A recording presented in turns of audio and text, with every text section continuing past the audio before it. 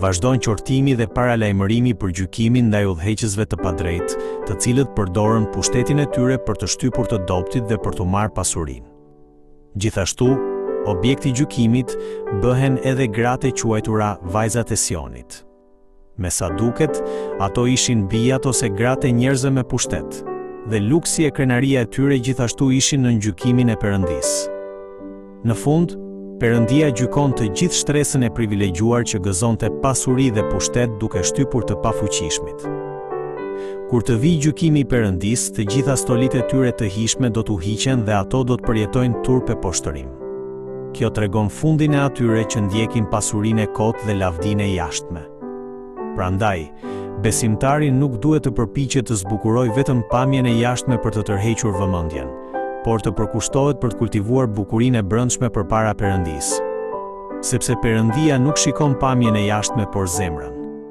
Kështu që frika e shenjtë ndaj Perëndisë është bukuria e vërtetë. Përmes shprehjes Filizi i Zotit, shpallet një mesazh shprehëse në vargje 2:6.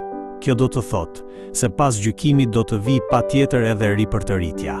Me fjalë të tjera, gjykimi i Perëndisë nuk është thjesht shkatrim, por një gjykim që synon restaurimin dhe shpëtimin. Ashtu siç Perëndia e gjykoi botën me përmbytjen, por shpëtoi Noeun dhe familjen e tij, duke vazhduar përmes tyre historinë e njerëzimit, edhe këtu ai ruan mbetjen besnike dhe siguron vazhdimsinë e popullit të beslidhjes. Prandaj, gjykimi nuk ka për qëllim shfarosjen, por pastrimin nga mëkati dhe shenjtërimin e popullit të tij. Ky mesazh na drejton sytë te Jezu Krishti, i cili mori mbi vete gjykimin e Perëndisë në vendin tonë.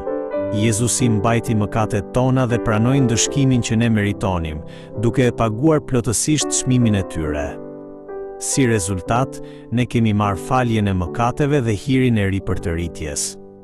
Prandaj, Jezusi është filizi i vërtet që Perëndia ka dërguar, shpresa jone vërtet, dhe ai që hap rrugën e shpëtimit edhe në mes të gjykimit.